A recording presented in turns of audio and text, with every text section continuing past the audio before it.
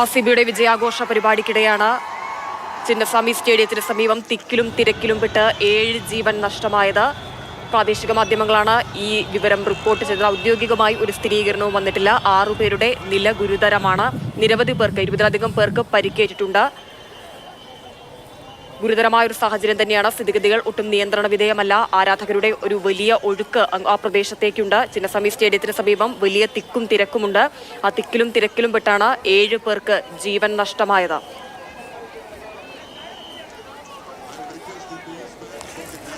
വലിയ രീതിയിലുള്ള ഒരു ദുരന്തം തന്നെയാണ്. വിജയാഘോഷത്തിനിടെയാണ് 7 ജീവനുകൾ നഷ്ടമായത്.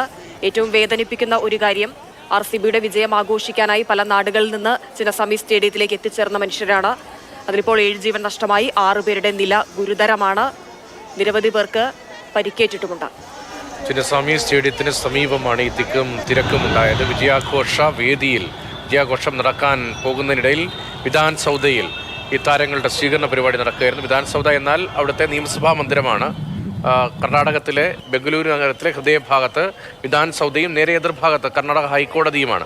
വിധാൻ സൗദയും അവിടുത്തെ അസംബ്ലി മന്ദിരമാണ്. അവിടുത്തെ നിയമസഭാ മന്ദിരവും ഉൾപ്പെടുന്ന സ്ഥലത്താണ്. അവിടെയായിരുന്നു നേരത്തെ RCB ടീം അംഗങ്ങൾ ഉണ്ടായിരുന്നത്. അവിടുന്ന് ചിന്നസ്വാമി സ്റ്റേഡിയത്തിലേക്ക് എത്തുമെന്ന് അറിയിച്ചിരുന്നു. ആഘോഷങ്ങൾക്കായി നിരവധി ആളുകൾ എത്തിയിരുന്നു. അവിടെയാണ് വലിയ അപകടമുണ്ടായത്. വിക്ടറി പരേഡ് ദുരന്തത്തിന് വഴിമാറുന്നു എന്ന ദുഃഖകരമായി ഞെട്ടലുണ്ടാക്കുന്ന സംഭവമാണ് ബംഗളൂരുവിൽ നിന്ന്. അവിടെ നിന്നുള്ള ദൃശ്യങ്ങൾ, പുതിയ ദൃശ്യങ്ങൾ ഉൾപ്പെടെ പ്രേക്ഷകർക്ക് കാണാം. കർണാടകത്തിലെ വിവിധ പ്രാദേശിക മാധ്യമങ്ങളും അവിടുത്തെ മാധ്യമങ്ങൾ ഉൾപ്പെടെ ഈ മരണസംഖ്യ സ്ഥിരീകരിക്കുന്നുണ്ട് എന്നാണ് ബംഗളൂരുവിൽ നിന്ന് KB ശ്രീധരൻ ഞങ്ങളുടെ പ്രതിനിധി നൽകുന്ന വിവരം. ശ്രീധരനും സമാനമായ വിവരങ്ങൾ ശേഖരിച്ചുകൊണ്ടിരിക്കുകയാണ്. എന്നാൽ സർക്കാർ തലത്തിൽ ഔദ്യോഗികമായ വിവരങ്ങൾ ഇതുവരെയും പുറത്തേക്ക് വന്നിട്ടില്ല. ഈ വിധാൻ സൗദയിൽ അവിടുത്തെ നിയമസഭാ മന്ദിരത്തിൽ ഉണ്ടായിരുന്ന താരങ്ങൾ അവിടെ നിന്ന് അല്പം മുമ്പ് പോയിട്ടുണ്ട്.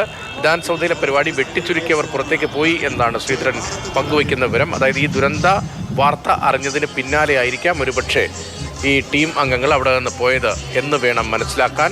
വലിയ തിക്കും തിരക്കുമായിരുന്നു, വലിയ ആഘോഷമായിരുന്നു. ദീർഘകാലത്തെ സ്വപ്നത്തിന് ഒടുവിലാണ് 16 പേർക്ക് പരിക്ക് എന്നൊരു പുതിയ വിവരം കൂടിയുണ്ട്. 16 പേർക്ക് പരിക്കേറ്റു എന്നാണ് പുതിയ വിവരം. അവിടുത്തെ വിവിധ ആശുപത്രിയിൽ അവരെ പ്രവേശിപ്പിച്ചിട്ടുണ്ട് എന്ന ഔദ്യോഗികമായ വിവരങ്ങൾ ഉൾപ്പെടെ വരികയാണ് ഇപ്പോൾ. KB ശ്രീധരൻ, ശ്രീധരൻ പറയൂ, എന്തൊക്കെ പുതിയ അപ്ഡേറ്റ്സ്? 16 പേർക്ക് പരിക്കും എന്നുള്ള വിവരം വരുന്നു. അതിൽ 6 പേരുടെ നില അതീവ ഗുരുതരമാണ് എന്നുള്ള വിവരങ്ങൾ കൂടി പുറത്തു വരുന്നുണ്ട്. ഇവരൊക്കെ സമീപത്തുള്ള ആശുപത്രികളിലേക്ക് ഇതിനോടകം തന്നെ മാറ്റിയിട്ടുണ്ട്. ഏതായാലും ഇത് എങ്ങനെ തിക്കും തിരക്കും ഉണ്ടായി എന്നുള്ളത് സംബന്ധിച്ച് കൃത്യമായിട്ടുള്ള വിവരങ്ങൾ വരേണ്ടതുണ്ട്. ഏറ്റവും പ്രധാനം, ഒരു മഴ ഈ പ്രദേശത്ത് പെയ്തിരുന്നു. അതിനിടയിൽ ആളുകൾ ഓടി മാറിയതാകാം അപകടത്തിന് കാരണമെന്നാണ് ചില പോലീസ് വൃത്തങ്ങൾ നൽകുന്ന വിവരം. ഏതായാലും വലിയ അപകടം തന്നെയാണ് ഉണ്ടായത്. നേരത്തെ രതീഷ് സൂചിപ്പിച്ച പോലെ തന്നെ ഏറെ വർഷത്തെ കാത്തിരിപ്പ് അത് സാഫല്യത്തിലെത്തിയപ്പോൾ നിരവധി ആളുകളാണ് അത് ആഘോഷിക്കുന്നതിന് വേണ്ടി എത്തിയത്. ആ ആഘോഷം ഇപ്പോൾ ഒരു പരേഡ് എന്ന് പറയുന്നത് വിധാൻ സൗദ. ഇപ്പോൾ ഒരു ഭാഗത്തെ ദൃശ്യങ്ങൾ പ്രേക്ഷകർ വിധാൻ സൗദയ്ക്ക് മുന്നിൽ വിരാട് കോഹ്ലിയും സംഘവും നിൽക്കുന്നതും അവിടുത്തെ പ്രധാനപ്പെട്ട മന്ത്രിമാർ ഉൾപ്പെടെയുള്ള ആളുകൾ നിൽക്കുന്നതിൻ്റെയൊക്കെ ദൃശ്യങ്ങൾ കാണാം. മറുഭാഗത്ത് വലിയ ആഘോഷം, ആളുകളുടെ വലിയ ആഘോഷവും ഒക്കെ കാണാം. അവിടെയാണ് ഈ അപകടമുണ്ടായ ദൃശ്യങ്ങൾ കൂടി വരുന്നത്. ഇത് ചിന്നസ്വാമി സ്റ്റേഡിയത്തിന് ഉള്ളിലാണോ അതോ പുറത്താണോ ഈ അപകടമുണ്ടായത്? സ്റ്റേഡിയത്തിന് സമീപത്താണ് ഈ അപകടം ഉണ്ടായതെന്നാണ് മനസ്സിലാക്കുന്നത്. സ്റ്റേഡിയത്തിന് മുൻപിൽ കബൺ പാർക്ക് റോഡുണ്ട്, കസ്തൂർബ റോഡുണ്ട്. ആ റോഡിലാണ് അപകടം എന്നാണ് മനസ്സിലാക്കുന്നത്. പക്ഷേ ഇപ്പോഴും ഈ പ്രദേശത്ത് എനിക്കിപ്പോൾ ദൃശ്യങ്ങൾ കാണാം. വിധാൻ സൗദയുടെ മുൻവശത്ത് ഇപ്പോഴും പാട്ടും ഈ ദുരന്ത വാർത്ത അധികം എത്തിയിട്ടില്ല എന്നാണ് മനസ്സിലാക്കുന്നത്. നിലവിലേതായാലും വലിയ തിരക്ക് ഈ ഭാഗത്ത് അനുഭവപ്പെടുന്നു എന്നുള്ളതാണ് ഏറ്റവും പ്രധാനപ്പെട്ട ഒരു കാര്യം. ആളുകളെ പരമാവധി സുരക്ഷിതരായി ഇവിടെ നിന്നും പിരിച്ചുവിടുന്നതിനുള്ള ക്രമീകരണങ്ങൾ പോലീസ് നടത്തുന്നുണ്ട്. പക്ഷേ ചെറിയ ആളുകളല്ല, ചെറിയ എണ്ണം ആളുകളല്ല ഇവിടെയൊക്കെ എത്തിയിരിക്കുന്നത്. കൂടുതൽ വലിയ തോതിൽ ഈ ബംഗളൂരു നഗരം, സമീപ ജില്ലകൾ ഒക്കെ ഒന്നാകെ ഇവിടേക്ക് ഒഴുകിയെത്തിയിരിക്കുന്ന ഒരു സ്ഥിതിയാണ്.